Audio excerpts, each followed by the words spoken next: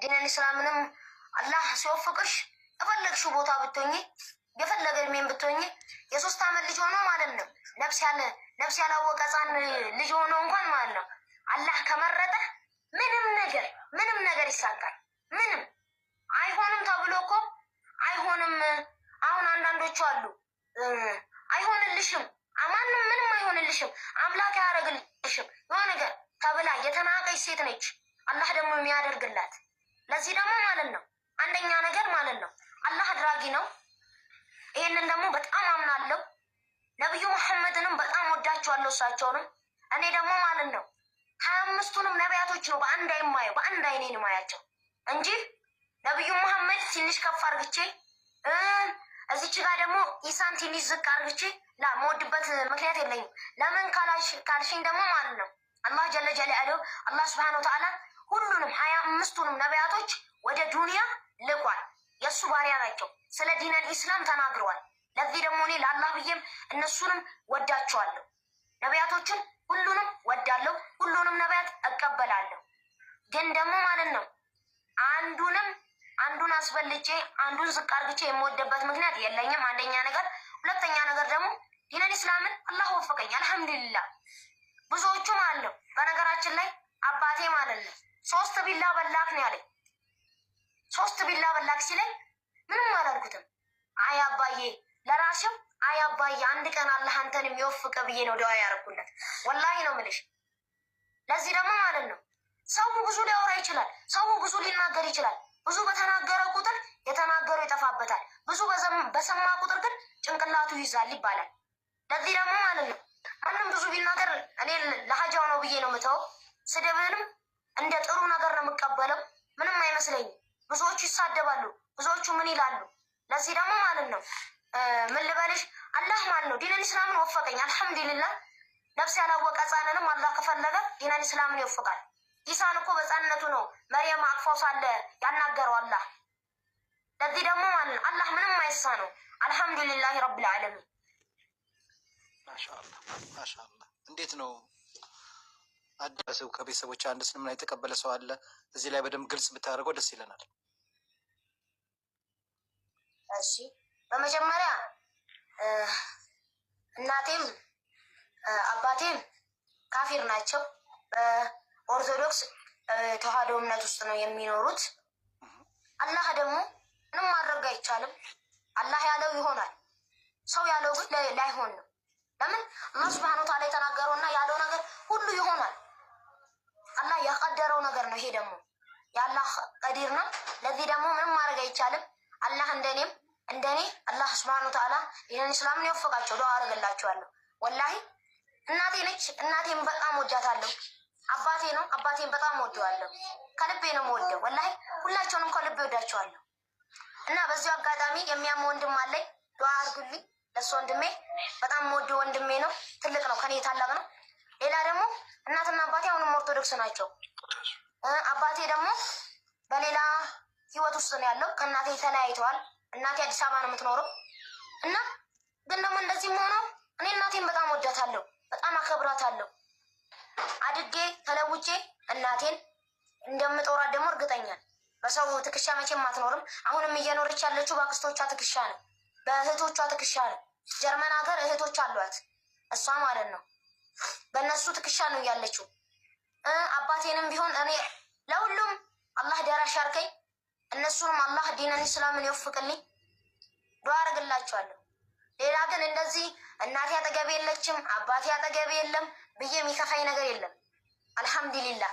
ይሄ ሁለተኛ አባትም ኡስታዝ መሐመድ አጠገቤ አለ፣ የሚያበረታታኝ ትምህርትንም የሚሰጠኝ የምወደው። እናትም እህቶችም እዚህ አሉ፣ ሁሉም አሉ። ይሁት አጠገቤዎቼ ናቸው። ለዚህ ምንም አልጨናነቅም። አልሐምዱሊላህ። አይርበኝ አይጠማኝ። አልሐምዱሊላህ። ወላሂ አንድ ዘለላን እንባ ከአይን ያለወጣም። ለምን ካላችሁ ማለት ነው አላህ የቀደረው ነገር ነው ይሆናል። አላህ ያለው ብቻ ይሆናል። የሰው ልጅ 1000 ጊዜ ቢናገር መቼም አይሆንም። ማይተገበር ነገር ነው። አላህ ሀሊቁና ሀሊቅ የተናገረው ነው። ለዚህ ደግሞ እንደዛ ነው። ለአላህ ብዬ ወዳችኋለሁ ሁላችሁንም። እንደዛ ነው። ማሻአላህ እስኪ አዲስ አንቺ የሆነ ነገር ጠይቂው ብላ እኔ ትንሽ ከበደኝ ማለሽ አንድ ነገር አንቺ ጠይቂው። እሺ ኤክስፔክት አላረኩም እና በጣም አስለቀሰኝ። የእኔ ልጅ አላህ ይጠብቅ።